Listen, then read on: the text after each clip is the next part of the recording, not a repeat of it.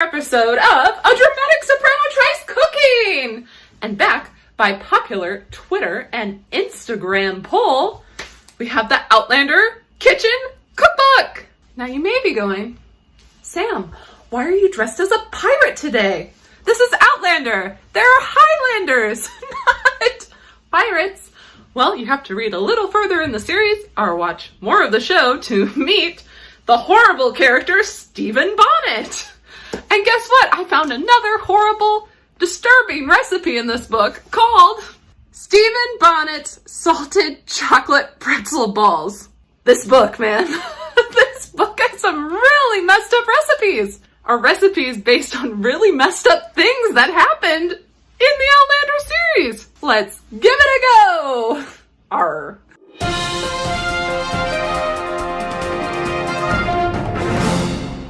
For this recipe, you're gonna need some flour, some baking powder, butter, yeast, salt, and chocolate. It can be whatever kind of chocolate you want. They recommend milk chocolate or semi-sweet. And an egg. And because this is a really messed up recipe, I think I'm gonna need a beer. And what better for a pirate to have than a beach beer from Coney Island?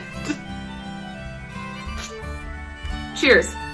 First thing you need to do is grab your paddle and put it on your mixer. Yes, the recipe does call for a paddle, but it made for a great pun as well. Now that your paddle is attached, you need 2.5 cups of flour. Before handling that flour though, consider putting on an apron, especially if you're wearing all black. I don't say this for any particular reason at all. Except maybe I got some flour on my black shirt and corset. Add 1.5 teaspoons of yeast. Now one of these packets is 2.5 teaspoons, so about use half of a packet? Math is not my best subject. 1 teaspoon of salt, or in my case, whatever I feel like putting in there. That looks good. And 1 tablespoon of butter. Now, whoops, and that's why you wear an apron. The directions say, while this is running, slowly pour 3/4 warm water into the mixture. Try not to pour it on the counter,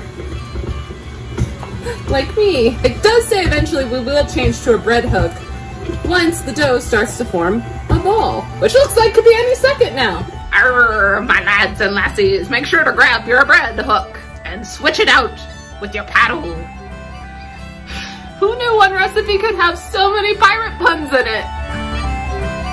Now it says to put your dough hook on low, or the mixer on low, and let it knead it for 5 minutes. I almost feel like my dough needs a little bit more water. I don't know. Some of it did fall there, so I'm just gonna pour a little more water in it.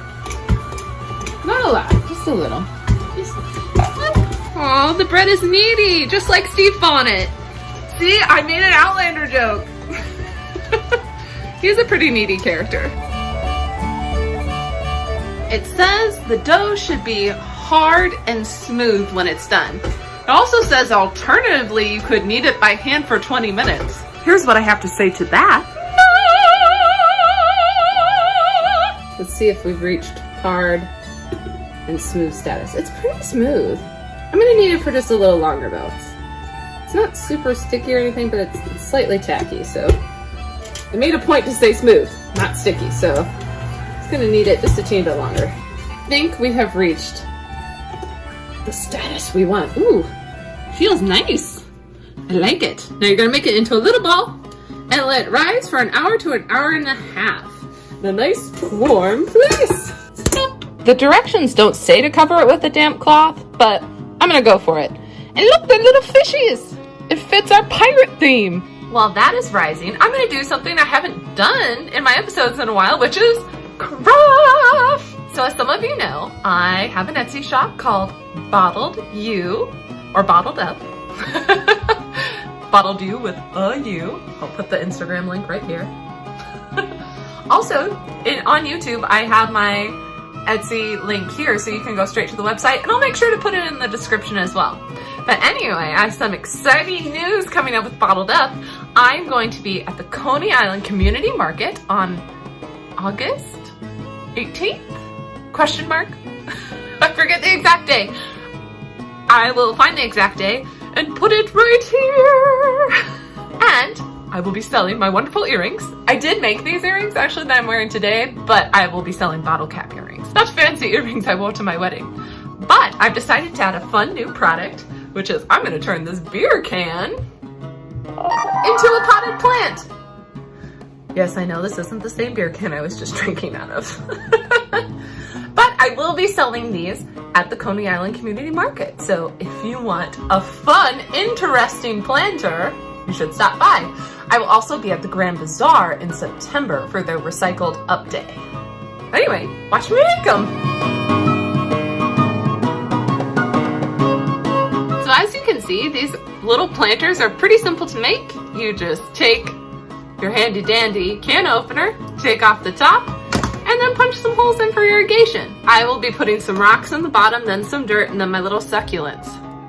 So if you want one, make it yourself, or come buy it from me. Also, if you just want a can without a plant because you don't live in New York City, DM me and you can buy one and I will ship it to you.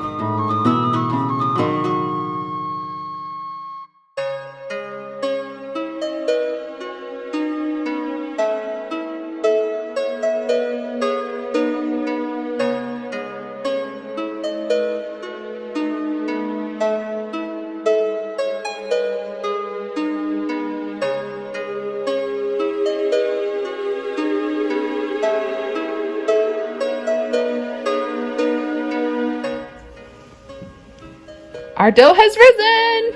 According to our directions, we're now gonna divide the dough into 24 pieces. And then you're gonna flatten it out and put a piece of chocolate in the middle, and then make it a little ball. And then, you know, we're gonna let it rise for 30 more minutes. And as always, I misread something in the directions. You're supposed to have 7 ounces of chocolate, not 4. But it's okay. I have some leftover candied chocolate melts from my episode with Rachel where we were mermaids for Mermaid. Not sure how well white chocolate will taste with pretzels, but you know what? Wait, no, it normally tastes good because I do white chocolate pretzels at Christmas. So it'll be great, right? And it's so funny that those are leftover from Mermaid, keeping with the piratey theme. Yo-ho, yo-ho, raise the colors high, heave ho, heave ho, never shall we die.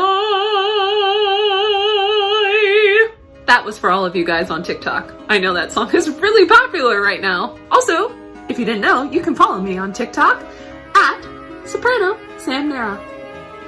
And you get fun extra little content if you follow me there for these videos.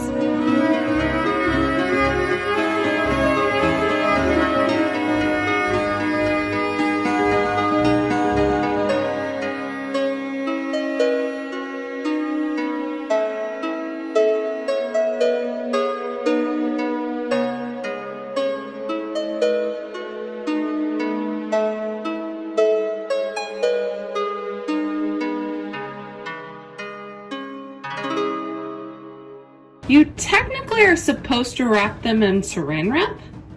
I do not have saran wrap, so I'm using a damp cloth again to let them rest for 30 minutes. Now you may ask, Sam, why are these called Stephen Bonnet's salted chocolate pretzel balls?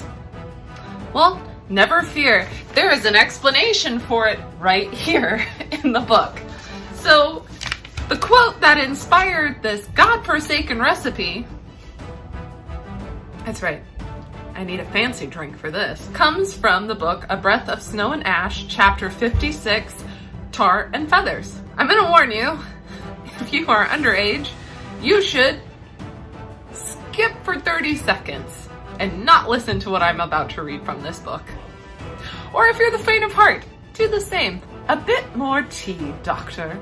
I urged a fresh cup upon him, willing him to stay awake. Do tell me more about it. The surgery must have been quite delicate. In fact, men never like to hear that the removal of testicles is a simple matter. But it is. Though I would admit that the fact of the patient being conscious during the whole procedure had likely added to the difficulty. The doctor regained a bit of animation, telling me about it. And the ball had gone straight through the testicle and had left the most perfect hole. You could quite look through it, I assure you. Plainly, he regretted the loss of his interesting specimen.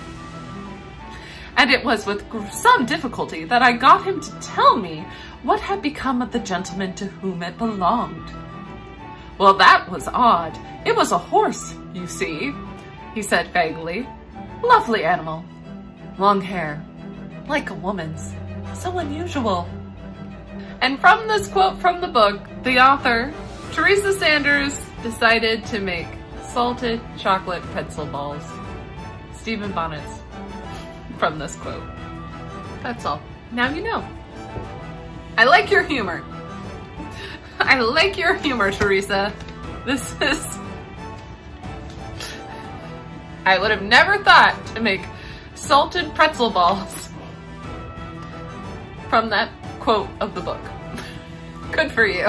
Cheers to you, Teresa, for finding some of the most morbid things in Outlander and turning them into yummy, delicious dessert recipes. If you don't believe me, check out my lavender chocolate fudge for blackjack. Okay. 30 minutes have passed. Oh, look at them. The ones with actual chocolate poofed up more than ones with white chocolate. If you know a scientific reason why that is, please tell me in the comments. Now preheat the oven to 400 degrees. And while you're at it, start boiling some water. No surprise, I messed up when telling you the initial ingredients to this recipe. So you don't need baking powder. No, no, no. Put that away. You need baking soda, and you need 3 tablespoons, not teaspoons, tablespoons in that boiling water to make it alkaline. Cheers! While you are waiting for that water to boil, go ahead, crack that egg and scramble it up so you can egg wash the dough balls once they come out.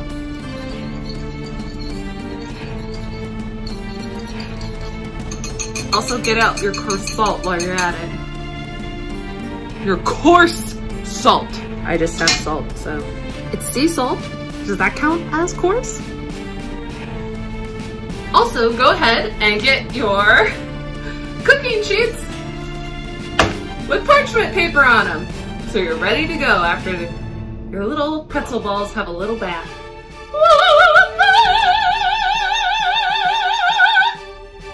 So what's gonna happen is you're gonna take these cute little dough balls and give them a bath for about a minute.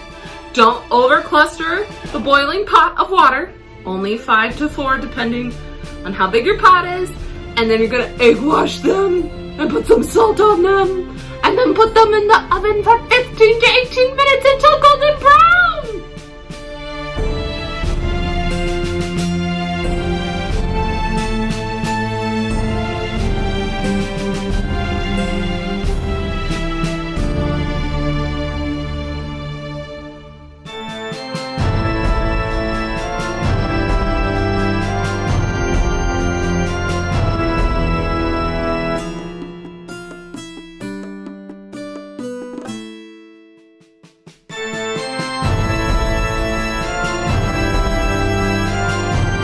I got my balls to try.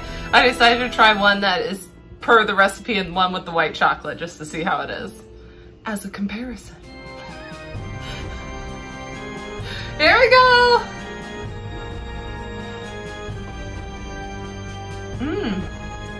Oh, that's so good. Look at that. Chocolatey, gooey goodness.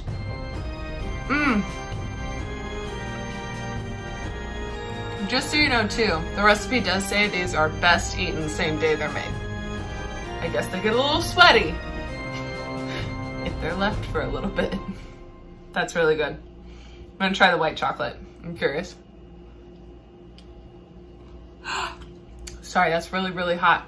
That one came out of the oven sooner than the other one, but I can already tell it's good.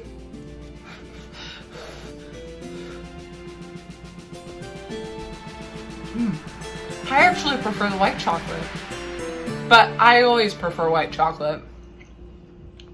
I don't know why. Yum! Okay, this recipe is great for any Outlander party. So good. Even though the premise for it is a little disturbing. And white chocolate totally works as well. Remember, if you like this episode, to like and subscribe. It really does mean so much to me. Also, if you want an input on what videos I do, look in the description below. You'll find a list of all my geeky cookbooks, so just leave a comment of what you want to see more of. Also, follow me on Instagram and Twitter for those polls, so that you can be a part of the polls that create episodes like this. You can't go wrong with salt and chocolate. See you next time!